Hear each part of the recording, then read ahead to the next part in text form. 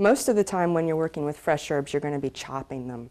We have a nice bunch of flat leaf Italian parsley here. The way to get it off the stems is you can pick it, but it's sort of laborious to just sort of take off a little leaf at a time. So one of the things to do when you're working with a whole bunch is to just sort of shave the leaves off like that.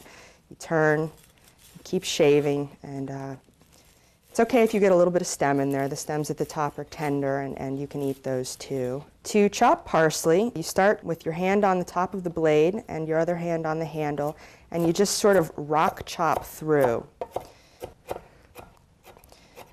The tip of your knife stays pretty much in contact with the cutting board as you use your cutting hand to move the blade up and down. And your fingers just sort of guide and keep the blade steady on the board. Now occasionally you want to scoot the parsley back together, gather it back up, and just chop through. It's real important that your knife is nice and sharp. Otherwise you're just mashing your parsley. You're not really chopping it very well. A dull knife will really just bruise herbs, not cut them cleanly. This is a nice coarsely chopped parsley. You can still sort of see that it is parsley. You can see the shape of some of the leaves. That's nice for a garnish on some pasta maybe. Some of the flavor is still kind of locked up in the leaves, but it still has its identity. So this is about what you would be looking for if you have a recipe that calls for coarsely chopped parsley. Now if you are looking for finely chopped parsley, you just keep going.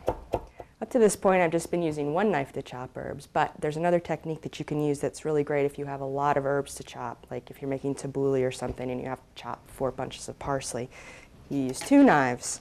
They don't have to be exactly the same. It helps if they're kind of similar in shape. And you hold them like this, next to each other with one finger in between to keep them apart. Your thumb on the outside and your middle finger on the outside of the other blade. Your hand is wrapped around the handles. Okay, so now you have a double blade going on here, and then you just chop through. It's a little louder, it's a little more fun than the rock chopping thing, so you just start bashing through. The knives have to be really sharp to do this, otherwise you really are just mashing your parsley. If your hand starts to get tired, you can just split the knives into 2, and then you can really go to town.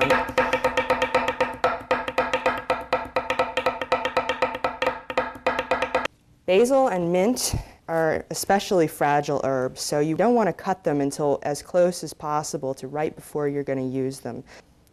So you just pick the leaves off. Now to cut these into thin shreds, some people might be inclined to just sort of do it 1 leaf at a time, but there's a much quicker way to do it. You stack the leaves up. Best if you have a whole bunch of different sized leaves, you probably want to put the big ones on the bottom and sort of stack the smaller ones in the center.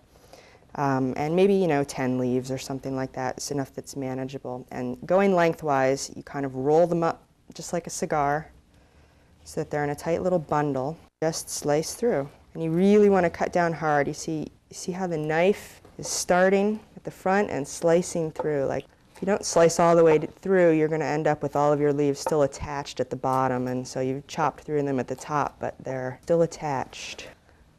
Keep those guiding fingers curled up. You don't want to cut your fingertips off. Okay, and then kind of fluff them out and loosen them, and you have thin little shreds. Chiffonade.